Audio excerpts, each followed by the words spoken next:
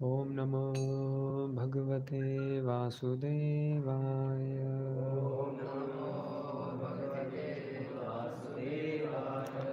ओम नमो भगवते वासुदेवाय वाय।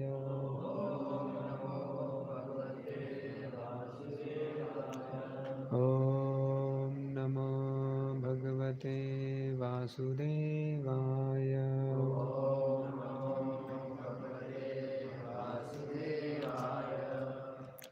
हरे कृष्णा। तो आज हम पढ़ रहे हैं भागवतम स्कंद 10 अध्याय 62 श्लोक क्रमांक 16।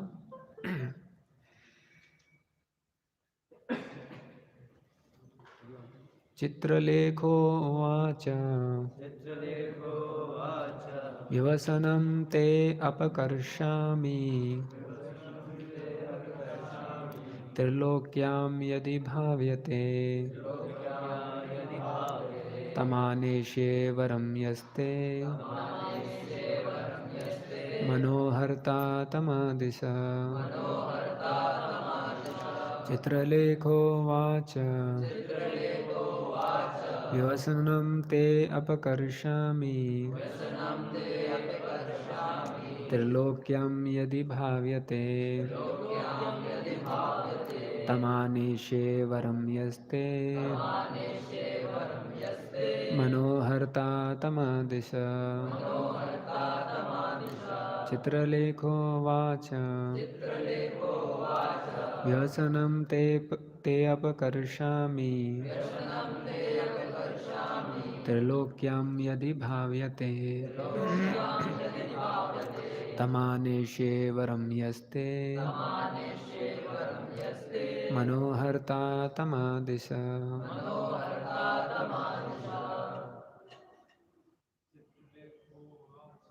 चित्रलेखोवाच वैष्णं ते अपकर्षामि त्रिलोक्यामपि भाव्यते तमानेष्ये वरं यस्ते मनोहर्ता तमादिश। चित्रलेखोवाच व्यसनं ते अपि कर्षामि त्रिलोक्यां यदि भाव्यते तमानेष्ये वरं यस्ते मनोहर्ता तमादिशः। चित्रलेखोवाच व्यसनं ते अपकर्षामि त्रिलोक्यां यदि भाव्यते तमानेष्ये वरं यस्ते मनोहर्ता तमादिशः। शब्दार्थ तथा अनुवाद। तात्पर्य his divine grace Shri Bhaktivedanta Swami Srila Prabhupada के शिष्यों द्वारा श्रील प्रभुपाद की जय। चित्रलेख उवाच चित्रलेख ने कहा व्यसनम दुख ते तुम्हारा अपकर्षामि दूर कर लूंगी त्रिलोक्याम तीनों लोकों में यदि यदि भाव्यते मिल पाएगा तम उसको आनेष्य लाऊंगी वरम होने वाले पति को यह जो ते तुम्हारा मन हृदय का हरता चोर तम उसको आदेश जरा संकेत तो करो। चित्रलेख ने कहा मैं तुम्हारी व्याकुलता दूर कर दूंगी। यदि वह तीनों लोगों के भीतर कहीं भी मिलेगा तो मैं तुम्हारे चित्त को चुराने वाले इस भावी पति को ले आऊंगी। तुम मुझे बतला दो कि आखिर वह है कौन। तात्पर्य यह बात रुचिकर है कि चित्रलेखा नाम ऐसी स्त्री का सूचक है जो चित्र बनाने में निपुण हो। चित्र का अर्थ है उत्तम या नाना प्रकार के, और लेखा का अर्थ है चित्र बनाने की कला। जैसा कि अगले श्लोक में बतलाया गया है, चित्रलेख अपने नाम को सार्थक कर देती है। ओम अज्ञानतिमिरन्धस्य ज्ञानाञ्जनशलाकया चक्षुरुन्मीलितं येन तस्मै श्रीगुरवे नमः। श्रीचैतन्यमनोभीष्टं स्थापितं येन भूतले स्वयं रूपं कदा मह्यं ददाति स्वपदान्तिकं। वन्देऽहं श्रीगुरो श्रीयुतापदकमलं श्रीगुरुवैष्णवांशं श्रीरूपां साग्रजातां सहगना रघुनाथान्वितं तं सजीवं सावधेतं सावधूतं परिजनसहितं कृष्णचैतन्यदेवं श्रीराधाकृष्णपादां सहगना ललिता श्रीविशाखान्वितांश नमो विष्णुपादाय कृष्णपृष्ठाय भूतले श्रीमते भक्तिवेदांत स्वामिनिते नामिने। नमस्ते सरस्वती देवे गौरवाणी प्रचारिणे निर्विशेष शून्यवादी पाश्चात्यदेशतारिणे। नमो महावदन्याय न प्रेम प्रदायते कृष्णाय कृष्णचैतन्य नाम्ने गौरतुसे नमः। हे कृष्णा करुणा सिंधु दीनबंधु जगत्पते गोपेश गोपिका कांत राधा कांत नमोस्तुते। तप्त कांचन गौरांगी श्री राधे वृंदावनेश्वरी वृषभानुसुते देवी प्रणमामि हरिप्रिये। वाञ्छाकल्पतरुभ्यश्च कृपा सिन्धुभ्येव च पतितानां पावनेभ्यो वैष्णवेभ्यो नमो नमः। जय श्री कृष्ण चैतन्य प्रभु नित्यानंद श्री अद्वैत गदाधर श्रीवासादि गौरभक्तवृंद।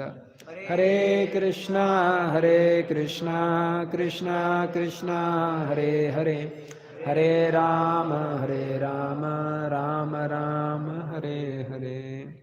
हरे कृष्णा। तो हम लोग ये अध्याय पढ़ रहे हैं। अध्याय का शीर्षक है उषा और अनिरुद्ध का मिलन। तो इस अध्याय में हम देख रहे हैं किस प्रकार से जो उषा हैं उनको स्वप्न में अनिरुद्ध का स्वप्न आता है और यहाँ पर वो बहुत ज़्यादा व्याकुल हो जाती हैं अनिरुद्ध को पाने के लिए। और ये चित्रलेखा जो हैं वो जो उषा के पिताजी हैं उनके एक मंत्री हैं, उनकी पुत्री हैं। तो चित्रलेखा उनसे पूछ रही हैं कि आप बताइए वो किस प्रकार से दिखाई देते हैं, तो मैं उनको ढूंढ के लाऊंगी तीनों लोकों में वो कहीं पर भी हों। तो हम देखते हैं कि किस प्रकार से ये हर जीवात्मा का ये स्वभाव है प्रेम करना और सेवा करना। तो प्रभुपाद जी बताते हैं कि ये कॉन्स्टिट्यूशनल नेचर है एक आत्मा का कि वो प्रेम करना चाहता है और सेवा करना चाहता है। और जब तक ये जो प्रेम है वो पूर्ण पुरुषोत्तम भगवान की तरफ नहीं डायरेक्ट होता है, जब तक ये प्रेम भगवान की तरफ नहीं होता है तब तक उसको उस प्रेम में संतुष्टि की अनुभूति नहीं होती है। तो हम देखते हैं जिस प्रकार से यहाँ चित्रलेखा अनिरुद्ध तो खुद भगवान के अंश हैं, तो उनके प्रति अपना जो प्रेम है वो एक्सप्रेस कर रही है। तो उसी प्रकार से हर जीव भी इसी प्रेम की तलाश में है। हर जीव भी भगवान से जो अपना प्रेम का रिश्ता है उसको स्थापित करना चाहता है। और इसको प्रेम का जो रिश्ता है उसको स्थापित करने के लिए आचार्यगण जो हैं वो हमको साधना भक्ति का प्रोग्राम देते हैं। तो आज हम लोग चर्चा करेंगे कि ये जो प्रेम है जो हमारे हृदय में है लेकिन उसको हमें वापस उजागर करना है। और वो उजागर करने का जो तरीका है वो आचार्यों ने साधना भक्ति के माध्यम से दिया है। तो भक्ति विनोद ठाकुर ने इसके ऊपर बहुत अच्छा एक व्याख्या लिखा है कि वो जो साधना भक्ति है वो क्या है और उसको हम किस प्रकार से अच्छी तरीके से कर सकते हैं। तो ये इंग्लिश में है लेकिन हम इसको हिंदी में बोल के समझाएंगे। तो वो बताते हैं कि साधना है क्या। तो रूप गोस्वामी भक्ति रसामृत सिंधु में बताते हैं, नित्य सिद्धस्य भावस्य प्रकृत्यम हृदय सदयत साधना। दिख रहा है? तो रूप गोस्वामी बताते हैं कि साधना क्या है। साधना वो विधि है जिससे जो हमारा प्रेम है हृदय में भगवान के प्रति वो उजागर हो सके। जैसे हम देखते हैं एक कथा में राधा गोपीनाथ श्यामानंद प्रभु उदाहरण दे रहे थे कि जो पान है वो देखने में हरा रहता है लेकिन उसे मुंह लाल हो जाता है। तो कोई अगर ये सोचेगा कि अरे हरा पान मुंह लाल कैसे कर सकता है, तो उसको समझ में नहीं आएगा। लेकिन चबाते रहो आप, धीरे धीरे करके वो लाल हो जाएगा। वैसे ही साधना एक ऐसा विधि है जिसको आप करते रहो। अभी आपको समझ में नहीं आएगा कि कैसे कृष्ण प्रेम मिल जाएगा, लेकिन अगर आप करते रहेंगे तो एक दिन कृष्ण प्रेम मिल जाएगा। तो वो प्रक्रिया जिससे जो हमारा प्रेम है भगवान के प्रति वो उजागर हो जाए, उसको साधना भक्ति बोलते हैं। तो इसमें वो समझा रहे हैं कि जो जीव है उसका मूल स्वभाव है कि वो भगवान का दास है और उसका मूल कार्य है भगवान से प्रेम करना और भगवान की सेवा करना। लेकिन जब वो बद्ध अवस्था में वो जीव होता है तो जो उसका ये प्रेम है भगवान के प्रति, वो प्रेम भगवान को छोड़कर इस दुनिया के व्यक्तियों में और इस दुनिया की विषय वस्तुओं में चला जाता है। और जब वो प्रेम ये दुनिया की विषय वस्तु और दुनिया के लोगों में करने की कोशिश करता है तो उसको बहुत ज़्यादा दुख मिलता है, क्योंकि वो जो प्रेम है वो सिर्फ भगवान ही उसको सेटिस्फाई कर सकते हैं, भगवान ही उसके साथ आदान प्रदान कर सकते हैं। लेकिन जहाँ यहाँ पर जब वो प्रेम करने की कोशिश करता है तो उसको बहुत दुख होता है, क्योंकि भगवान तो सबके वेल विशर हैं, सबके सुहृदम हैं और हर व्यक्ति को बहुत अच्छी तरीके से समझ लेते हैं। लेकिन यहाँ पर आप देखेंगे जब हम किसी भी व्यक्ति के साथ प्रेम करते हैं तो हमेशा मन में एक ऐसा भाव रहता है कि पूरी तरीके से मुझे समझ नहीं पा रहा है, क्योंकि वो समझ नहीं सकता, उसके अंदर वो क्षमता है नहीं। लेकिन भगवान के अंदर वो क्षमता है। इसलिए यहाँ पर कितना भी अच्छा और गहरा और पास वाला रिश्ता क्यों ना हो, लेकिन कहीं ना कहीं ये भाव रह जाता है कि ये हमको समझ नहीं पाए इस तरीके से। दूसरा, जिस प्रकार से भगवान आदान प्रदान कर सकते हैं जीव के साथ में, जो और जीव हैं या जो विषय वस्तु हैं वो उस प्रकार से आदान प्रदान नहीं कर सकते। भगवान को पता रहता है किस जीव के साथ में कब किस प्रकार से आदान प्रदान करना है। तो जो हमारा संबंध है वो पूर्ण रूप से हमको कब संतुष्टि देता है, जब वो भगवान से वापस स्थापित हो जाता है। और साधना वो तरीका है जिससे इस संबंध को हम वापस उजागर कर सकते हैं। अब पुराने जो मूवीज़ थी उसमें देखने को मिलता था, कई बार कुछ एक्सीडेंट हो जाता था तो जो हीरो है उसका जो मेमोरी है वो लॉस हो जाता था। तो वो बेचारा भूल जाता था मेरा नाम क्या है, मैं किस जगह से हूँ और मेरा क्या क्या संबंध है बाकी रिश्तेदारों से। और फिर टिपिकली क्या होता था, एक सॉन्ग आता था, एक गाना आता था उस मूवी में। उस गाने में क्या करते थे, उस हीरो को हर वो स्थान पर लेके जाते थे जहाँ पर वो कुछ कार्य करता था। उस हीरो को हर वो वस्तु दिखाते थे जो वो इस्तेमाल करता था। तो इस तरीके से जब वो बार बार देखता है, बार बार सुनता है, बार बार उन जगहों पे जाता है, तो जो गाना ख़त्म होता था तब तक उसको याद आ जाता था और फिर वो चिल्लाता था तुम, और फिर आंखों में आंसू आके जो इस तरीके से मूवी आगे चलती थी। वैसे ही जीव के साथ में होता है। अभी जीव भूल चुका है जो भगवान के साथ उसका नित्य संबंध है, और यहाँ के लोगों में और यहाँ की विषय वस्तुओं में वो प्रेम ढूंढ रहा है, जो प्रेम शाश्वत प्रेम उसका भगवान के प्रति है। फिर यहाँ पर जो आचार्यगण हैं वो साधना भक्ति का प्रोग्राम देते हैं, जिसमें उसको बोलते हैं भगवान का नाम लीजिए, भगवान के बारे में श्रवण कीजिए, भगवान के जो तीर्थ स्थान है उसमें जाइए। अभी हमको तो इतना अनुभूति नहीं होता है, लेकिन कई ऐसे महान भक्त हैं जो पहली बार जब वृंदावन गए तो उनको लगा यही मेरा स्थान है, क्योंकि असली में वही स्थान है। और फिर उसके बाद वो निर्णय ले लेते हैं कि अभी हम वापस नहीं जाएंगे। तो उसी प्रकार से हम लोग जब बार बार उन स्थानों पर जाते हैं, बार बार जाते हैं, बार बार जाते हैं, बार बार भगवान का श्रवण करते हैं, बार बार भगवान का गुणगान करते हैं, फिर एक दिन हमको याद आ जाता है अरे मैं तो यही था, ये मेरे ही स्वामी हैं। इस प्रकार से तो इसको जो भक्ति की परिभाषा है और साधना भक्ति है, इसको समझाना बहुत मुश्किल है। इससे पहले लोग किसी भी चीज़ को भक्ति बोल देते थे। जो सहजिया लोग होते थे, जो नृत्य करते थे, रासलीला करते थे, उसको भी भक्ति बोल देते थे। भगवान को बहुत सहज रूप से जो भक्ति करते थे उसको भी भक्ति बोल देते थे। लेकिन जो रूप गोस्वामी आए थे तो उन्होंने एक बहुत महत्वपूर्ण जो सेवा किया गौड़ीय वैष्णव में, वो था कि जो भक्ति रसामृत सिंधु जो ग्रंथ है उसकी रचना किया। उनको 13 साल लगे इस ग्रंथ की रचना करने में। और इस ग्रंथ की खासियत क्या है, ये जो बहुत सटल पहलू हैं, जो बहुत सूक्ष्म पहलू हैं कि भक्ति क्या है, साधना भक्ति क्या है, रागुनुगा भक्ति क्या है, भक्ति के स्तर क्या हैं, भक्ति के भाव क्या हैं, भक्ति के लक्षण क्या हैं, ये सब उन्होंने बहुत अच्छी तरीके से लिखा है, जिसमें सब कुछ समझ में आता है कि क्या भक्ति है और क्या भक्ति नहीं है। भक्ति में उन्होंने इतना भी लिखा हुआ है कि भक्ति है और भक्ति आभास क्या है कि आपको लगेगा कि मैं भक्ति कर रहा हूँ, लेकिन वो असली में भक्ति नहीं है, वो परिछाई है, वो आभास है। तो रूप गोस्वामी ने इस प्रकार से 64 अंग दिए हैं भक्ति रसामृत सिंधु में, ये बताने के लिए कि ये जो अंग हैं, अगर कोई ये अंगों को करता है तो ये भक्ति है। और फिर जब हम भागवतम में देखते हैं तो भागवतम में 9 विधा भक्ति के बारे में बताया गया है। श्रवणम, कीर्तनम, स्मरणम, पाद सेवनम, आत्मनिवेदनम, ये जो 9 अंग हैं, ये 9 विधा भक्ति के बारे में वर्णन भागवतम में दिया गया है। लेकिन यहाँ पर बताते हैं, क्योंकि हम लोग कलियुगा में हैं, तो जितने भी साधन हैं और जितने भी प्रकार की अंग हैं भक्ति के, उसमें खासकर कलियुग में सबसे ज़्यादा महत्वपूर्णता दिया गया है हरिनाम को लेकर। तो ऐसा बताया गया है जो हरिनाम है वो हाईएस्ट साधना है, और बाकी जो अंग हैं साधना भक्ति के, वो इसके असिस्टेंट हैं, उसके मददगारी हैं। तो ये कन्वर्सेशन है जो वासुदेव सार्वभौम के बीच में और चैतन्य महाप्रभु के बीच में।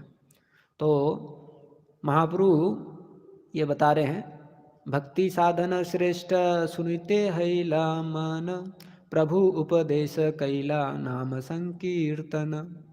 तो महाप्रभु बता रहे हैं कि जो भक्ति है वो सर्वश्रेष्ठ है, श्रेष्ठ विधि है साधना भक्ति भगवान को प्राप्त करने के लिए, और उसमें सबसे सर्वश्रेष्ठ है नाम संकीर्तन।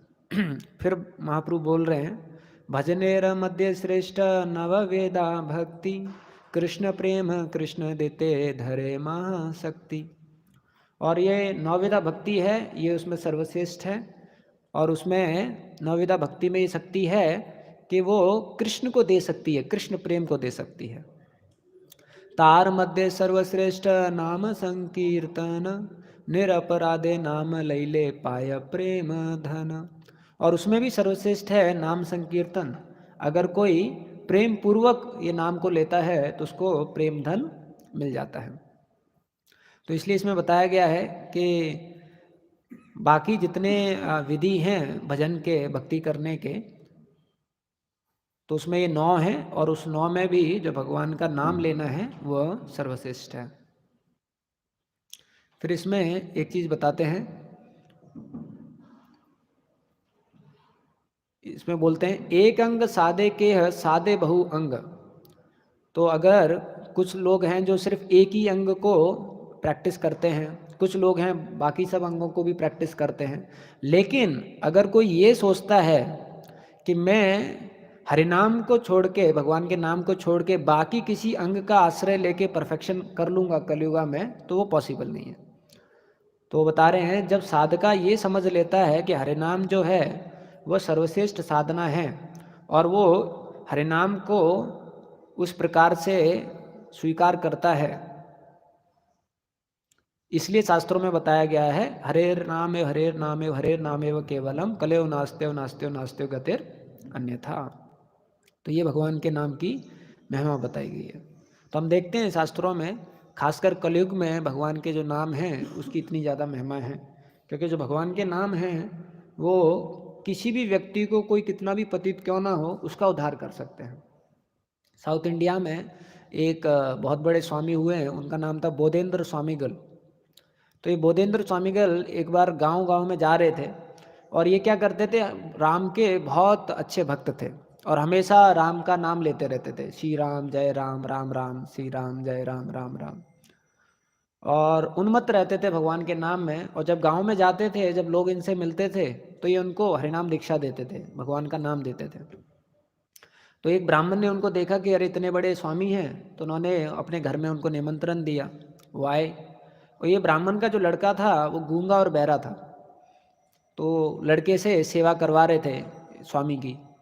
तो जब बोधेंद्र ने देखा कि अरे ये गूंगा है, बहरा है, तो उनकी आंखों में आंसू आ गया और वो भगवान को प्रार्थना करने लगे कि भगवान, क्या ये सच नहीं है कि जो भगवान का नाम है, जो आपका नाम है, वो सर्वश्रेष्ठ है, वो किसी भी प्रकार के पाप से किसी को निकाल सकता है, लेकिन ये व्यक्ति को आपकी कृपा कैसे मिलेगी? ना तो ये आपका भगवान का नाम ले सकता है, ना ये भगवान का नाम सुन सकता है। तो इस प्रकार से वो रोने लगे। फिर उन्होंने बोला लेकिन ऐसे नहीं हो सकता, भगवान का नाम जो है वो इतना पवित्र है, वो उसकी कृपा से कोई वंचित नहीं रह सकता। तो फिर वो क्या करते हैं, उस लड़के को बुलाते हैं और उसके कान में भगवान का नाम लेते हैं। और जब वो भगवान का नाम लेते हैं कान में, तो जो लड़का है वो भी बोलने लग जाता है और वो भी सुनने लग जाता है। तो हम देखते हैं भगवान के नाम में इतनी ताकत है, किसी भी प्रकार का कोई पापी व्यक्ति क्यों ना हो, भले ही उसको पिछले जन्म या इस जन्म के पाप क्यों ना हो, लेकिन अगर कोई भगवान का नाम जप करता है तो वो उनसे मुक्त हो जाता है। यही यमराज भी बता रहे हैं। जो यमदूत आते हैं यमराज के पास में, तो यमराज एक बहुत अच्छा श्लोक बोलते हैं, तस्मा संकीर्तनम विष्णु जगन मंगलम अंशाम महताम अपि कौरवया विधि एकांतिक निष्कृतम। तो यमराज क्या बता रहे हैं कि भगवान के जो नाम हैं उसमें इतनी शक्ति है कि वो बड़े से बड़े पाप को भी जड़ से उखाड़ के फेंक सकते हैं। इसलिए जो भगवान का संकीर्तन है ये सबसे पवित्र कार्य है पूरे ब्रह्मांड में। इसको समझने की कोशिश करो और दूसरों को भी बताओ। चार्ज नहीं हो रहा है। तो ये हम देखते हैं कि भगवान के जो नाम हैं उसमें इस प्रकार से गुणगान बताया गया है। तो प्रभुपाद जी एक लेटर में लिखते हैं कि unless one follows the regulative principles of chanting 16 rounds Hare Krishna seriously, he will surely fall down. I am saying this, I say so, but what to do, all of you don't follow. Prabhupada ji बोलते हैं कि अगर कोई नियम अनुसार 16 माला ध्यानपूर्वक जप करने की कोशिश नहीं करता है तो उसका जरूर पतन होगा। ऐसा मैं बोल रहा हूँ, ऐसा मैं बोलता हूँ, लेकिन आप लोग उसको पालन नहीं करते हैं। तो इसलिए प्रभुपाद जी ने ये जो 16 राउंड्स हैं भगवान के नाम का, इसको बहुत ज़्यादा अपने शिष्यों को बताया है कि आप इसका पालन कीजिए। अगर आप फोलियो में डालेंगे चैंटिंग मोर या चैंट मोर, तो आप देखेंगे जितने भी लेटर्स हैं जो प्रभुपाद जी के शिष्य प्रभुपाद जी को भेजते थे, और उसमें बहुत प्रकार की और बहुत अलग अलग तरह की समस्या भेजते थे, लेकिन एक जो कॉमन आंसर हर जगह रहता था वो रहता था कि यू चैंट नाइसली। और कई जगह प्रभुपाद जी को जब कोई बहुत ज़्यादा समस्या भेजता था तो प्रभुपाद जी उसको रिप्लाई करते थे, आपका जब कैसा चल रहा है। तो वो समस्या उसके बिल्कुल अलग होते थे, पारिवारिक समस्याएं होते थे, सेवाओं से संबंधित समस्याएं होते थे, शारीरिक समस्याएं होते थे, लेकिन प्रभुपाद जी उसको पूछते थे कि जब कैसा चल रहा है। एक वक्त बता रहे थे कि हमारे समय पे जब हम लोग मंदिरों में रहते थे और जब हम लोग अपने अथॉरिटी के पास में जाते थे कि प्रभु जी हमको ये समस्या है, ये समस्या है, तो अथॉरिटी लोग आधे घंटे तक सुनते थे सब कुछ, और सुनने के बाद वो पूछते थे आपका जब कैसा चल रहा है। क्योंकि इस्कॉन में खासकर हम देखते हैं ये बहुत ज़्यादा कनेक्टेड है, क्योंकि जिसका भगवान के नाम जो है वो अच्छी तरीके से जप कर रहा है तो उसको कुछ भी समस्या नहीं होगा। क्योंकि सबसे बड़ा समस्या वही है कि हम भगवान का जो नाम है उसका आश्रय नहीं ले रहे हैं। क्योंकि भगवान ऐसा खुद बोलते हैं कि जो मेरा नाम लेता है मैं उसका काम करता हूँ, और जो मेरा नाम नहीं लेता है तो फिर मैं अपना काम करता हूँ। लेकिन जब भगवान का कोई नाम लेता है तो भगवान उसको बहुत ज़्यादा ब्लेसिंग देते हैं, भगवान उसको बहुत ज़्यादा कृपा देते हैं। और ऐसे बहुत सारे कहानियाँ भी हैं, बहुत सारी स्टोरीज भी हैं जिसमें कोई व्यक्ति भगवान के नाम में निष्ठा रख के भगवान का नाम लिया तो उसका जो कार्य था वो भगवान ने किया, क्योंकि भगवान उसको बहुत ज़्यादा ग्रेटफुल हो जाते हैं कि ये जो व्यक्ति है ये मेरा नाम ले रहा है इस प्रकार से। तो इसलिए प्रभुपाद जी इसके ऊपर बहुत ज़्यादा बल दिए थे कि जो हरे कृष्ण मूवमेंट में भक्त लोग हैं वो कम से कम जो 16 माला हैं वो ध्यानपूर्वक और अच्छी तरीके से उनको जप करना चाहिए। तो इसी आर्टिकल में अभी भक्ति विनोद ठाकुर बताएंगे कि अभी ये तो हमको समझ में आ गया कि साधना क्या है और साधना के लिए क्या करना है। तो हमको नवविधा भक्ति करना है, उसमें भी खासकर हरिनाम जो है उसको बहुत ज़्यादा महत्व देना है। लेकिन अभी इसको करें कैसे, ये जो भगवान का नाम है, तो प्रभुपाद जी बोलते हैं कि जप जो है वो बहुत सरल है, कोई भी कर सकता है, बच्चा भी कर सकते हैं। फिर प्रभुपाद जी बोलते हैं but real art of chanting is to hear the holy name. लेकिन महत्वपूर्ण कला क्या है जप में? भगवान का नाम सुनना। प्रभुपाद जी बोलते हैं वो बहुत मुश्किल है। तो जप बहुत आसान है, कोई भी कर सकता है, बच्चा भी कर सकता है, लेकिन सुनना जो है जप वो बहुत मुश्किल है। प्रभुपाद जी बताते हैं उसके लिए डिटर्मिनेशन लगता है, उसके लिए दृढ़ता चाहिए। मुझे सुनना है, मुझे संघर्ष करना है सुनने के लिए। तो इसमें अभी भक्तिविनोद ठाकुर बताते हैं कि जो अभी हम साधना है उसको कैसे करें। तो आप बहुत सरप्राइज होंगे, प्रभुपाद जी भी अपने तात्पर्यों में जो इतने मुख्य अंग हैं, जैसे जब प्रभुपाद जी श्रवणम के बारे में बताते हैं तो प्रभुपाद जी एक तात्पर्य में लिखते हैं अगर किसी को ध्यानपूर्वक श्रवणम करना है तो उसको क्या करना पड़ेगा? उसके लिए जो मन है वो शुद्ध होना चाहिए। और मन जो शुद्ध है वो कैसे होगा? अगर आपके ये जो ईटिंग, स्लीपिंग, मीटिंग, डिफेंडिंग है ये आपके शुद्ध है। तो आप देखोगे जितने भी जब प्रभुपाद जी भगवान के नाम के बारे में बताते हैं, भगवान के श्रवणम के बारे में बताते हैं, तो बॉइल डाउन करके ये जो बेसिक चीज़ हैं उस पर लेके आ जाते हैं। क्योंकि अगर कोई ईटिंग, स्लीपिंग, मीटिंग, डिपेंडिंग, खाना पीना सोना, ये सब चीज़ों पे अच्छी तरीके से ध्यान नहीं रख रहा है तो फिर वो ध्यानपूर्वक सुन नहीं पाएगा। क्योंकि जो बद्ध अवस्था है उसमें शरीर और मन का बहुत ज़्यादा प्रभाव होता है, आप किस प्रकार के कार्य कर सकते हो।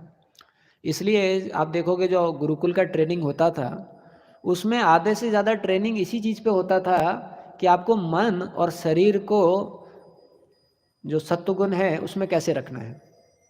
क्योंकि जब आप मन और शरीर को सत्वगुण में रखेंगे, उसको व्यवस्थित रखेंगे, तब आप ध्यानपूर्वक जो भगवान का साधना है वो कर सकते हैं। साधना, भक्ति और साधक का मतलब ही यही है कि उसको रुचि नहीं है अभी, जो भगवान का नाम है या भगवान की कथा है उसमें रुचि नहीं है। जिस दिन रुचि उत्पन्न हो जाएगा उस दिन आप साधक नहीं रहे, आप तो फिर अगले स्तर पे पहुंच चुके हैं। लेकिन साधक मतलब उसके अंदर रुचि नहीं है, अब उन कार्यों को करना है, लेकिन उन कार्यों को करने के लिए एक प्रकार का जो शरीर है और जो मानसिक संतुलन है उसका बहुत ज़्यादा महत्वपूर्ण है।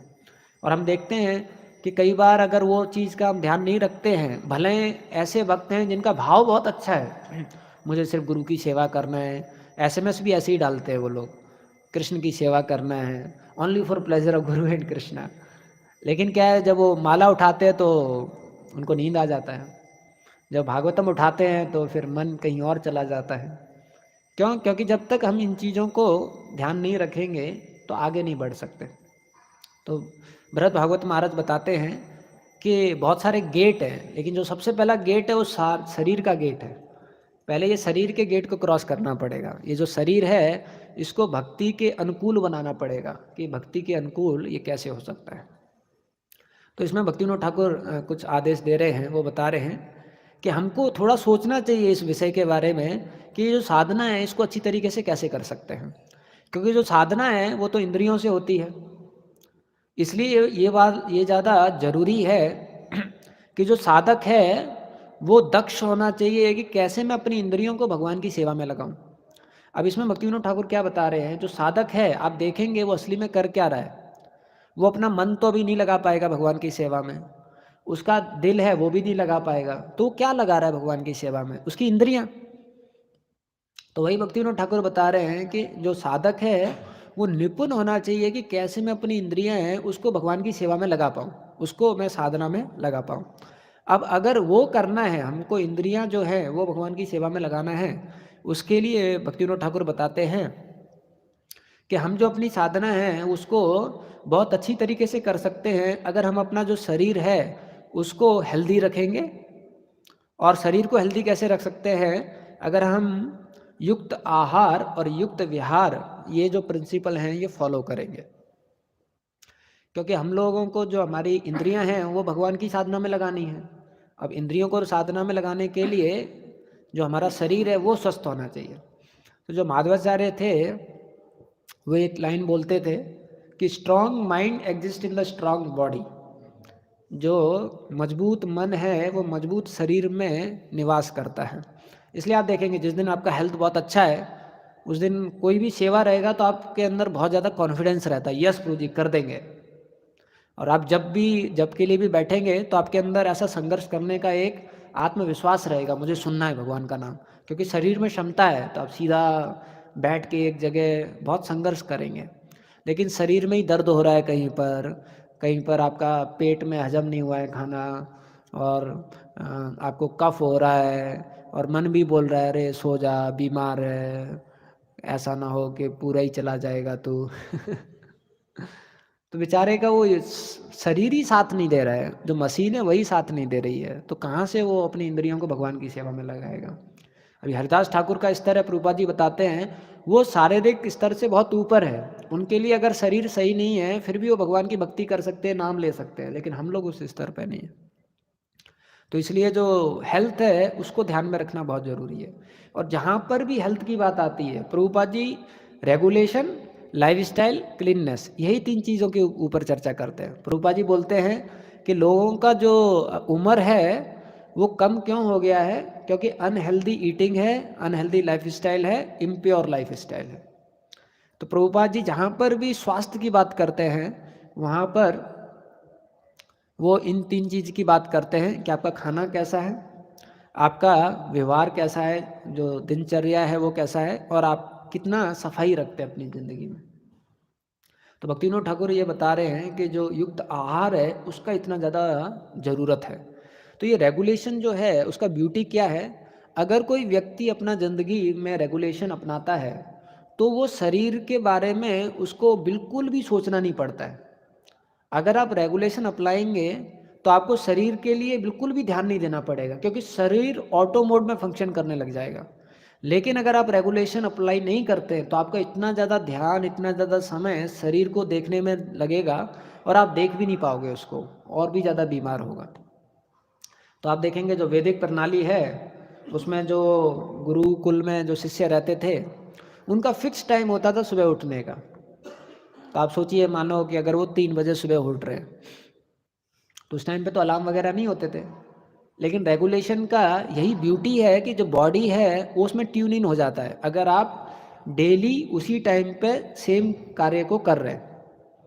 तो 3 बजे बिना किसी अलार्म के उनकी आंखें खुल जाती थी, जो गुरुकुल में बच्चे रहते थे।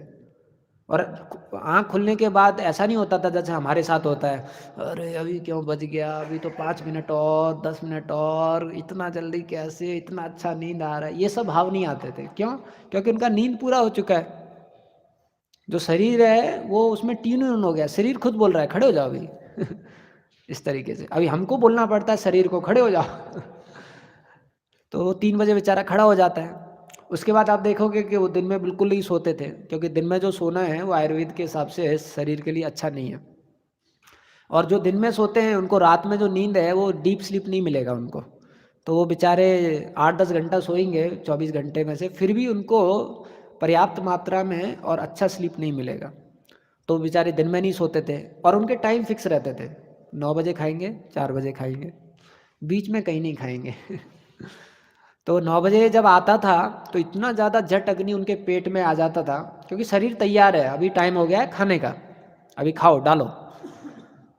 तो आपको ज़्यादा सोचना नहीं है, आपने खाया वो अपने आप पच जाता था, फिर आपने 4 बजे खाया वो अपने आप पच जाता था। और आपको 9 बजे 4 बजे आपको ऐसा भूख लगेगा क्योंकि अभी वो शरीर समझ गया ये इसका खाने का समय है। और फिर सपोज आप 9 बजे सोते हो, 9 बजे अभी शरीर को समझ में आ गया है, तो 9 बजे देखोगे आपके सारे वो जो सिस्टम है बंद होने लग जाएंगे। आपका बुद्धि है वो काम करना बंद कर देगा, आँख नीचे झुकने लग जाएंगे, आपको पूरा शरीर आपको संकेत देगा कि अभी आप सो जाइए। और जैसे ही आप बेड को टच करते हो 5 मिनट में नींद आ जाना चाहिए। नहीं आया मतलब कि आपका फिर स्लीप में प्रॉब्लम है, आपने डे स्लीप लिया है या कुछ गड़बड़ है, या मानसिक स्तर पे आप थोड़े से चिंतित हैं, आप कुछ सोच रहे हैं। जैसे ही आप लेटते हैं 2-3 बार महामंत्र निकलना चाहिए मुंह से और नींद आ जाना चाहिए, और फिर तुरंत 3 बज जाना चाहिए, आपको ऐसे लगना चाहिए अभी तो सोया था, और फ्रेश महसूस होना चाहिए। तो आप सोचेंगे जो रेगुलेशन में अपनाता है बॉडी को, उसको सोचना ही नहीं पड़ता है, क्योंकि बॉडी अपने आप को उस हिसाब से धार लेती है। वरना आप देखिए कई भक्तों का पूरा ज़िंदगी इसी में चला जाता है, अभी क्लियरिंग आ रहा है, अभी क्लियरिंग आ रहा है। या अभी सोना है, अभी नहीं सोना है, अभी उठना है, अभी नहीं उठना है, परेशान हो गया वो, अभी चैंटिंग करूँगा, अरे सो लेता हूँ। तो आप सोचो कितना उसका चिंतन सिर्फ शरीर को लेके है। तो ये इसलिए शास्त्रों में ये विधि को बताया गया है कि अगर कोई रेगुलेटेड लाइफ जीता है तो उसको शरीर के बारे में बिल्कुल भी चिंता करना नहीं है, शरीर अपना ध्यान खुद रख लेगा। लेकिन अगर हम इस प्रिंसिपल को फॉलो करेंगे। वैसे ही भक्ति विनोद ठाकुर खाने के ऊपर भी बताते हैं कि जो खाना है उसका बहुत ज़्यादा प्रभाव पड़ता है पूरे शारीरिक स्थिति पे। तो आप भक्ति विनोद ठाकुर का ज़िंदगी देखेंगे तो उनका डेली का खाना भी फिक्स था। तो जब 9 बजे खाते थे तो उनका फिक्स था, 2 ही चपाती खाते थे, थोड़ा सा सब्जी खाते थे। शाम को सिर्फ 1 गिलास उनका जो दूध है ग्लास, वो 1 गिलास दूध पीते थे। सुबह ग्लास दूध पीते थे और कुछ फल खाते थे। फल भी उनके फिक्स थे कि मैं सिर्फ 2 केले ही खाऊंगा। तो उनका क्या रिटर्न डाउन मेनू था और वही उतना ही उनके प्लेट में रखा जाता था और वो उतना ही खाते थे बिना सोचे, और फिर अपना जो दिनचर्या है वो चलाते थे इस तरीके से। लेकिन हम देखते हैं हमारी ज़िंदगी में कई बार फीस्ट बन जाता है और फिर उस टाइम पे सब खा लेते हैं, फिर बाद में समझ में आता है अरे नहीं खाना चाहिए था, इस तरीके से। तो इससे क्या रहता है, शरीर जो है वो बहुत ज़्यादा अलग तरीके से जो शक्ति है जो हम भगवान की सेवा में लगा सकते हैं इंद्रियों को, वो शक्ति शरीर को ही ठीक करने में चली जाती है। क्योंकि अभी शरीर में आपने कुछ ऐसा खा लिया जो पचना थोड़ा मुश्किल है, तो शरीर की वो सारी शक्तियाँ उसको पाचन में लगी हुई हैं, भैया कौन सा आइटम डाल दिया इसने, और फिर सब फिगर आउट कर रही है, इसमें तो मैदा भी मिक्स है, इसमें तो क्रीम भी मिक्स है, इसमें तो ऑयल भी मिक्स है, इसमें तो डीप फ्राई भी है, इसमें तो 4 दिन पुराना जो दही रखा था फ्रीजर में वो भी डाला हुआ है। तो फिर वो बेचारा कैसे भी करके उसको पचाने की कोशिश किया जाता है ऐसा करके। तो लेकिन अगर कोई रेगुलेशन वाला प्रिंसिपल अप्लाई करता है तो आप देखोगे कि शरीर के बारे में जो चिंतन है, शरीर के बारे में जो समस्या है, वो उससे ऊपर उठ जाता है। तो इसलिए ये युक्त वैराग्य का जो प्रिंसिपल है, युक्त आहार, ये शास्त्रों में बहुत ज़्यादा बताया गया है। उसके बाद भक्तिविनोद ठाकुर बताते हैं, हम ये नहीं बोल रहे हैं कि आप अपनी बॉडी को टॉर्चर कीजिए, क्योंकि आप बहुत ज़्यादा तपस्या करेंगे फिर भी साधना नहीं कर पाएंगे। लेकिन जो प्रिंसिपल ऑफ रेगुलेशन है उसको अपनाइए। उससे क्या होगा, आपका जो शरीर है वो संतुष्ट रहेगा और हेल्दी रहेगा। तो इसमें ये कोट कर रहे हैं वो, जो कृष्ण भगवान अर्जुन को बता रहे हैं कि किस प्रकार से ज़्यादा नहीं खाना चाहिए, कम भी नहीं खाना चाहिए, ज़्यादा नहीं सोना चाहिए, कम भी नहीं सोना चाहिए। तो भक्तिविनोद ठाकुर बताते हैं, अगर कोई इस प्रकार से ये जो युक्त आहार और युक्त विहार का प्रिंसिपल है इसको फॉलो करता है तो वो अपने शरीर को और इंद्रियों को अच्छी तरीके से साधना के कार्यों में लगा पाएगा। लेकिन अगर वो ये नहीं करता है तो फिर उसके लिए बहुत मुश्किल हो जाएगा। और भक्तिविनोद ठाकुर बताते हैं, अगर इस प्रकार से रेगुलेशन करने के बाद आप साधना करते हैं तो आपका जो साधना है उसमें आप अच्छी तरीके से संघर्ष कर पाएंगे, और आपका जो साधना है वो आपके जितने भी दुख हैं उसको साफ कर देगा, उसको गायब कर देगा। तो इस तरीके से वो रेगुलेशन का बताते हैं। तो शारीरिक स्तर पर भक्तिविनोद ठाकुर 2 प्रिंसिपल बताते हैं कि आप रेगुलेशन कीजिए और सतोगुण को कल्टीवेट कीजिए। और सतोगुण को कल्टीवेट करने के लिए भी वो यही 2 चीज़ बताते हैं कि आपका जो रेगुलेशन है और आपका जो क्लीननेस है उसको आपको मेंटेन करना है। तो सतोगुण की ये खासियत है कि सतोगुण में आप चीज़ों को जैसी वो हैं वैसा आप देख सकते हो। रजोगुण में, तमोगुण में उन चीज़ों को आप वैसा नहीं देख सकते हो। सतोगुण में अगर कोई भौतिक वस्तु है वो दुख देगी तो आप देख सकते हो, लेकिन रजोगुण में, तमोगुण में नहीं देख पाओगे। रजोगुण, तमोगुण में आपको लगेगा कि वो आनंद देगी। ये सतोगुण की खासियत है। जो सतोगुण है उसमें आप ध्यानपूर्वक भगवान का जो नाम है उसको सुनने का जो संघर्ष है वो कर सकते हो। रजोगुण में और तमोगुण में नहीं कर सकते हो। सतोगुण में आप एक पॉजिटिव मानसिकता के साथ में सेवा कर सकते हो। तो सतोगुण को अंग्रेजी में ऐसा डिफाइन किया गया, सतोगुण में मनोभाव कैसा रहता है, व्हाट्स नेक्स्ट, आगे क्या करना है। लेकिन पैशन में मनोभाव क्या होता है, वाई दिस, ये ऐसा क्यों हो गया, वाई नॉट दिस, ये ऐसा क्यों नहीं हुआ, व्हेन दिस, ये कब होगा। ये मनोभाव रहता है मोड ऑफ पैशन में। और इग्नोरेंस में मनोभाव क्या रहता है, वाई नाउ, ये अभी क्यों करना है, बाद में नहीं कर सकते क्या। ये इग्नोरेंस में मनोभाव रहता है। तो जो गुडनेस है, सतोगुण जो है, वो बहुत ज़्यादा अच्छा प्लेटफॉर्म है एक अच्छी तरीके से जो साधना भक्ति है उसको स्वीकार करने का, उसको करने का। इसलिए गुरुकुल ट्रेनिंग में आप देखोगे उनको कितना ज़्यादा ये इस चीज़ पे जोर दिया जाता था कि आपको सतोगुण जो है उसको कल्टीवेट करना है, क्योंकि जो सतोगुण है उसमें आपका जो मन है वो थोड़ा शांत रहता है। जो आध्यात्मिक चीज़ें हैं, आध्यात्मिक ज्ञान है, आप उसको समझ सकते हैं, उसको अपनी ज़िंदगी में अपना सकते हैं। और सतोगुण की एक खासियत है कि सतोगुण जिस व्यक्ति में है, ऐसा प्रतीत होता है कि जो रजोगुण वाला व्यक्ति है वो बहुत ज़्यादा कर सकता है कार्य अपनी ज़िंदगी में। लेकिन रजोगुण वाला जो व्यक्ति है वो लगता तो है कि बहुत कुछ कर रहा है, लेकिन असली में उसका इफेक्टिवनेस बहुत कम होता है। तो ऐसा बताया गया है कि कोई व्यक्ति है वो जो रॉकिंग चेयर है उस पर बैठा हुआ है, तो चेयर बहुत ज़्यादा ऐसे ऐसे हिला रहा है, लेकिन कहाँ पर है? वहीं पर है। लेकिन जो सतोगुण होता है उसमें जो व्यक्ति है ऐसा प्रतीत हो सकता है कि वो स्लो है, लेकिन वो बहुत इफेक्टिव होता है। तो अगर किसी को बहुत ज़्यादा जिम्मेदारी पूर्वक सेवा भी करना है तो उसके लिए भी सतोगुण बहुत ज़्यादा ज़रूरी है। आप देखना कई बार जो हमारे गुरुजन हैं उनके सामने कई बार दो पार्टी आती हैं और बहुत बड़ी समस्या लेके आती हैं, और दोनों पार्टियों को लगता है कि हमारी समस्या इतनी बड़ी है, अभी पता नहीं कितना समय लगेगा इसको हल होने में, और पता नहीं गुरु महाराज कर पाएंगे कि नहीं कर पाएंगे। और वो दोनों जब पार्टी आती हैं 1 घंटा ये बोलते हैं, 1 घंटा वो बोलते हैं, और फिर आप देखोगे सब कुछ सुनने के बाद में जो गुरुजन हैं, जो सीनियर भक्त हैं, वो उनको छोटी सी एक चीज़ बोलेंगे और फिर उनको लगेगा बस इतना, हमारी समस्या तो इतना बड़ी थी।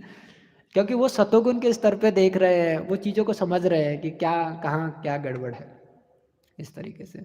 तो जो सतोगुण होता है उसमें हम देखते हैं हम ज़्यादा प्रभावित नहीं हो पाते चीज़ों से। रजोगुण में बहुत ज़्यादा प्रभावित हो जाते हैं, हम कंट्रोल दिखाना चाहते हैं, हम पोजेसिंग पावर दिखाना चाहते हैं, हम दिखाना चाहते हैं मैं बहुत ज़्यादा विशेष हूँ। ऊंचे स्तर के ध्येय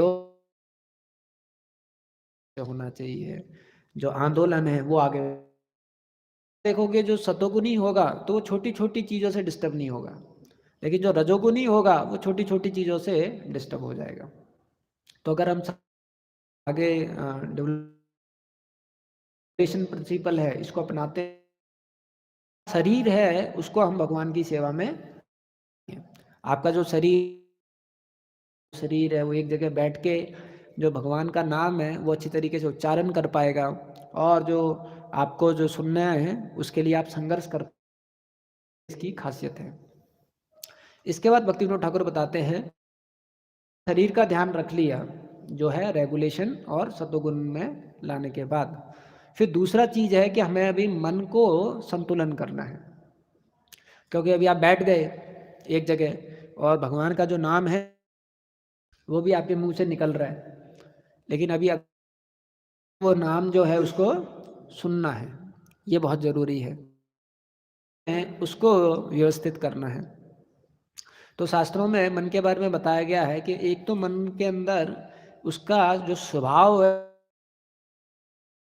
दूसरा जो मन के अंदर अनर्था है वो समझ, ठाकुर बताते हैं। तो क्या बताते हैं कि जो ये मन है इसमें 4 प्रकार के अनर्था हैं। असली कर रहे हैं जब हम साधना भक्ति के कार्य कर रहे हैं तो जो हमारी इंद्रियां हैं वो साधना भक्ति के कार्यों में लगनी चाहिए, और जो हमारा मन है वो भगवान के जो रिमेम्बरेंस है उसमें लगना चाहिए, भगवान का जो ध्यान है।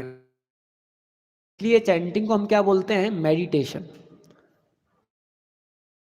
लेकिन मेडिटेशन क्या है? उसमें ध्यान पूर्वक सुनना, इसलिए उसको जपा मेडिटेशन बोला जाता है। तो इसके लिए ये जो 4 अनर्थ है बहुत जरूरी है। तो पहला अनर्थ वो बताते हैं स्वरूप ब्रह्म। स्वरूप ब्रह्मा मतलब जो तत्विक ज्ञान है उसके बारे में अच्छी तरीके से ज्ञान ना होना। तो जो ब्रह्म तो नहीं होगा, क्योंकि प्रभुपाद जी हर तात्पर्य में इसको क्लियर करते हैं कि भगवान जो है वो स्वामी हैं और कृष्ण भगवान सबके परम स्वामी हैं, और हम जो हैं वो दास हैं, हम आत्मा हैं, और हमारा स्वरूप है भगवान की सेवा करना। तो इस्कॉन में ये वाला जो स्वरूप ब्रह्मा है, अगर हम प्रभुपाद जी के ग्रंथों को नियम पूर्वक पढ़ रहे हैं तो ये नहीं होगा। लेकिन इसमें भी जब आप इसको बार बार पढ़ेंगे तो एक तो है कि हमको हमारा स्वरूप है सेवा करना, भगवान हमारे स्वामी हैं, लेकिन जब हम ये बार बार पढ़ते हैं तो ये हमको रियलाइज भी होने लग जाता है। वही ज्ञान जो हमको शास्त्रों से मिल रहा है, उस ज्ञान को जब हम बार बार अध्ययन करते रहें और गुरुजनों के कहे अनुसार हम जब सेवा करते रहें, तो वही ज्ञान रियलाइजेशन हो जाता है। ऐसा कुछ अलग से ज्ञान नहीं मिलेगा। अभी हम सब लोगों के स्तर पर जब हम ये शब्द सुनते हैं कि मैं भगवान का दास हूँ, अभी हर भक्त का जैसा उसने सेवा किया है, जैसा उसको कृपा मिला है भगवान का, उसके हिसाब से उसको इस लाइन का रियलाइजेशन है।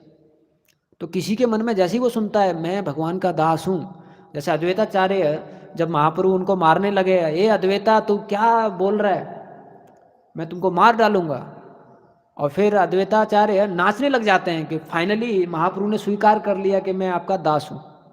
लेकिन आप सोचिए, कोई हमारा नाम भी ऐसे बोल देता है, तुम दास हो, तो हमको थोड़ा ऐसा लगता है प्रभु ठीक है, लेकिन प्रभु ऐड करो, दास मत बोला।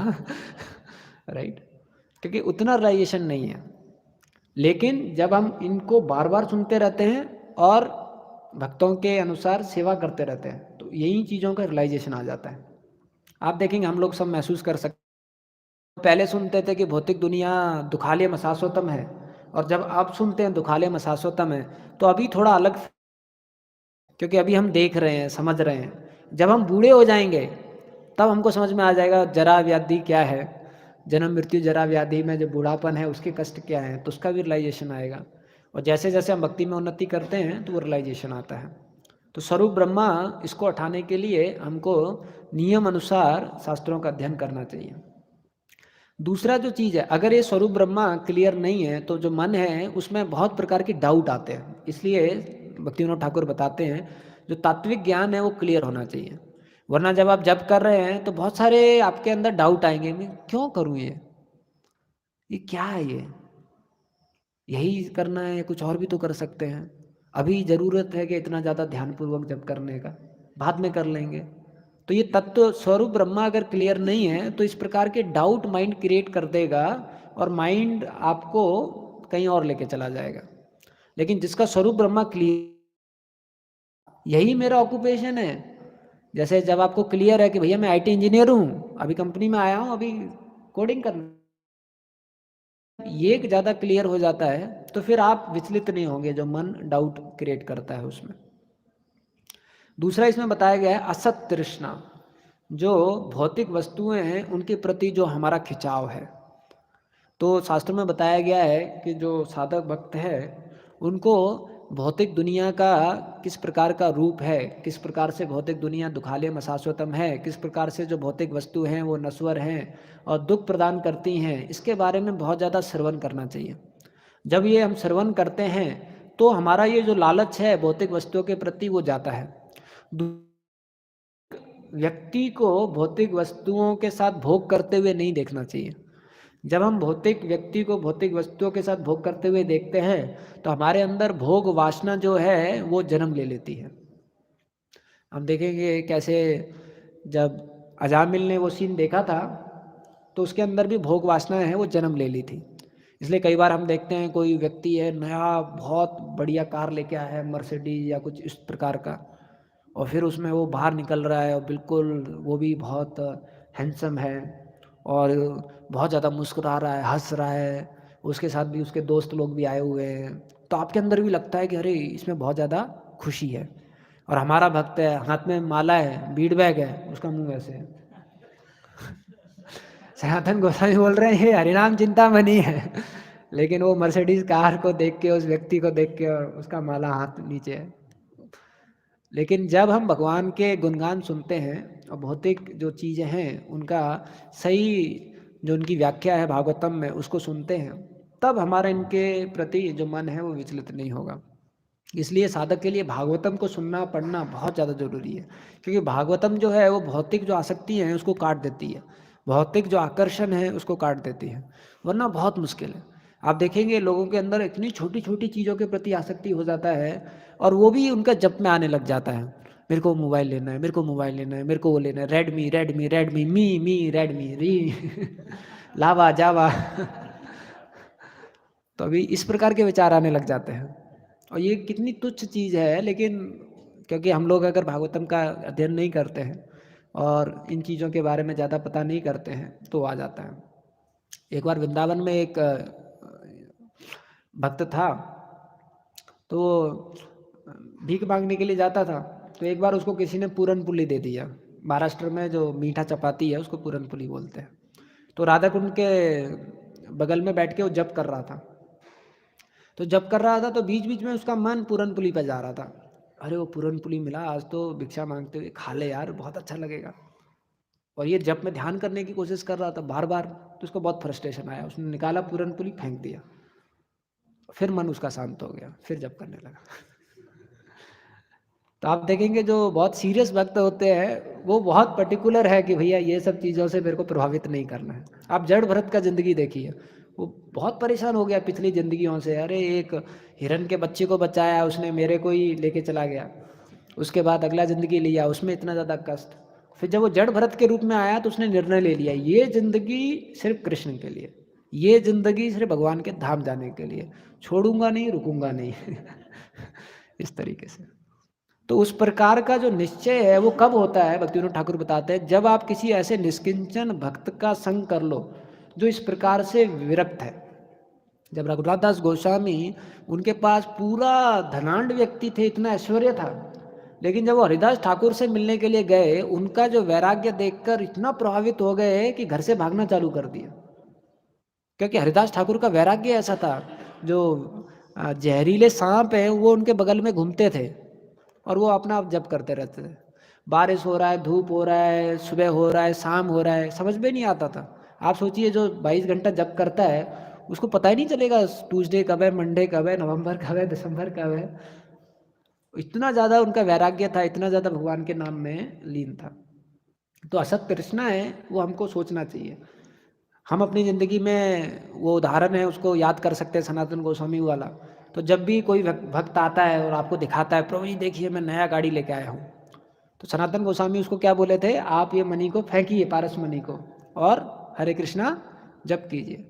तो वैसे ही हमको भी कोई अच्छी भौतिक आकर्षक चीज़ कोई दिखाता है तो हमको क्या करना चाहिए, जप करना चाहिए, प्रभु ये चिंतामणि है, इस तरीके से, और ज़्यादा प्रभावित नहीं होना चाहिए। लेकिन अगर किसी को जप के समय पे किसी भौतिक वस्तु के प्रति अगर उसको आकर्षण हो रहा है, खिंचाव हो रहा है, तो जप नहीं कर पाएगा। तो उसको बहुत ज़्यादा अध्ययन करना पड़ेगा, उसको जो वैराग्य है उसको कल्टीवेट करना पड़ेगा, उसको जो भौतिक चीज़ें हैं उसके बारे में समझना पड़ेगा। तीसरा है वीकनेस ऑफ हार्ट, हृदय दौर्बल्य। ये भी बहुत ज़्यादा खतरनाक है, क्योंकि भक्त लोग आ जाते हैं भक्ति में, उनको समझ में भी आ जाता है क्या करना है क्या नहीं करना है, लेकिन वीकनेस ऑफ हार्ट क्या है, जानने के बावजूद हम वो ना करें जो करना है और वो कर दे जो नहीं करना है, वो है हृदय दौर्बल्य। तो खासकर आप देखेंगे जो मन है वो बहुत ही ज़्यादा शक्तिशाली है, और मन का स्वभाव है अलग अलग तरीके से आपको विचलित करता है। तो आप देखेंगे जो भक्तों के अंदर कुछ कमी होती है तो मन है उनको बहुत ज़्यादा कॉन्फिडेंस देता है, कुछ नहीं होगा तुमको, चलो। लेकिन अगर उनको किसी विषय वस्तु से कमजोरी है, जैसे ही वो विषय वस्तु उसके सामने आ जाएगी, मन एकदम कमजोर हो जाएगा, अभी तो आपको इसको भोग करना ही पड़ेगा, अभी बिना इसके नहीं रह पाओगे। इसलिए साधक के लिए ऐसा बताया जाता है, सेंस कंट्रोल साधक के लिए कब पॉसिबल है, जब सेंस ऑब्जेक्ट जो है वो एब्सेंट है। जो साधक है उसके लिए सेंस कंट्रोल तभी पॉसिबल है जब सेंस ऑब्जेक्ट हैं वो है ही नहीं। तो अगर साधक के स्तर पे उसको सेंस कंट्रोल को प्रैक्टिस करना है तो उसको अपने आप को सेंस ऑब्जेक्ट से दूर रखना पड़ेगा। सेंस ऑब्जेक्ट के पास में रह के सेंस कंट्रोल पॉसिबल ही नहीं है।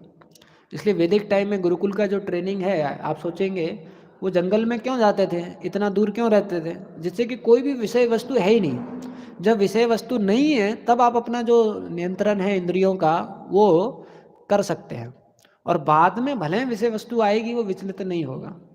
लेकिन अगर कोई विषय वस्तुओं के पास में बार बार जाता है, और खासकर अगर वो उसकी कमजोरी है, तो वो अपने आप को बचा नहीं पाएगा, क्योंकि उसका जो मन है वो बहुत कमज़ोर हो जाएगा और बार बार वो उसमें फॉल डाउन हो जाएगा उसका, या बार बार उसमें वो इंगेज हो जाएगा। तो इसलिए भक्तिविनोद ठाकुर बताते हैं वीकनेस ऑफ हार्ट के लिए भी ऐसे भक्तों का संग करना चाहिए जो बहुत ज़्यादा विरक्त हैं, बहुत ज़्यादा स्ट्रांग हैं, ऐसे भक्तों का संग करना चाहिए। और जो मन है उसको बहुत ज़्यादा बिजी रखना चाहिए, जिससे कि भौतिक जो विषय वस्तु है उसकी इच्छा ही ना आए। आप देखेंगे मन का स्वभाव है, अगर मन बहुत ज़्यादा बिजी है, अगर आपकी क्षमता है 2 सेवा करने का और आपने 3 सेवा ले रखा है और हमेशा ऐसा है कि अरे ये बच गया, ये बच गया, ये रह गया, वो रह गया, तो मन में क्या है, समय ही नहीं है उसको कुछ सोचने का। लेकिन आप देखोगे जब मन खाली है तो मन आपको जो आपकी कमजोरियां हैं वहाँ पर लेके चला जाएगा इस तरीके से। तो इसलिए इसमें बताए जाते हैं, आचार्यगण बताते हैं कि जो भक्त है उसको विषय वस्तुओं से दूर रहना चाहिए, स्ट्रांग भक्तों का संग करना चाहिए, और जो मन है उसको हमेशा बिजी रखना चाहिए। और चौथा बताते हैं अपराध, कि अपराध नहीं करना चाहिए। तो कई बार भक्त ये सोचते हैं कि अपराध के अलग अलग व्याख्या हैं, अलग अलग अंडरस्टैंडिंग होता है, लेकिन असली में अपराध कब अपराध माना जाता है, जब आप इस भावना से किसी को दुख पहुंचाओ कि मैं उसको दुख पहुंचाना चाहता हूँ, या आप उसको पुल डाउन करना चाहते हैं, या आपके अंदर एनवी है, मैलिश है उसके प्रति, और उसके अनुसार आप उसको कुछ बोल रहे हैं, तो वो अपराध में आ जाता है। लेकिन अगर आप सेवा के लिए कुछ कर रहे हैं और सेवा के लिए आप कुछ समझा रहे हैं या कुछ डिसिप्लिनरी एक्शन ले रहे हैं, तो वो अपराध में नहीं आता है। तो भक्त जो है वो कोशिश करता है, और उसको पूरा कोशिश करना चाहिए कि जो अपराध है वो नहीं हो। हम लोग जो भक्तों के प्रति में सेवा भाव के रूप में सेवा करना चाहिए। तो इस तरीके से वो समझाते हैं, और ये पहला प्रिंसिपल बताते हैं साधना के लिए, कि साधना के लिए determination to accept what is favourable and to reject what is unfavourable, ये फाउंडेशन है साधना का। तो अगर कोई साधक है वो अपना साधना अच्छी तरीके से करना चाहता है, तो ही हैज़ टू बिकम दक्षा in accepting what is favourable and in rejecting what is unfavourable. अगर वो एक्सपर्ट हो जाएगा ये समझने में कि मुझे क्या स्वीकार करना है, क्या स्वीकार नहीं करना है, ये उसका फाउंडेशन बन जाएगा। तो आगे जब क्लास होगा उसमें और बताएंगे, ये पहला फाउंडेशन बताया है, इसके बाद वो और बताएंगे कि और किस तरीके से साधना जो है उसको इम्प्रूव कर सकते हैं। हरे कृष्ण। किसी का कोई सवाल तो एक, अच्छा समय बहुत ज़्यादा हो गया है तो हम यहीं विराम देते हैं। ग्रंथराज श्रीमद् भागवतम की जय, श्रील प्रभुपाद की जय।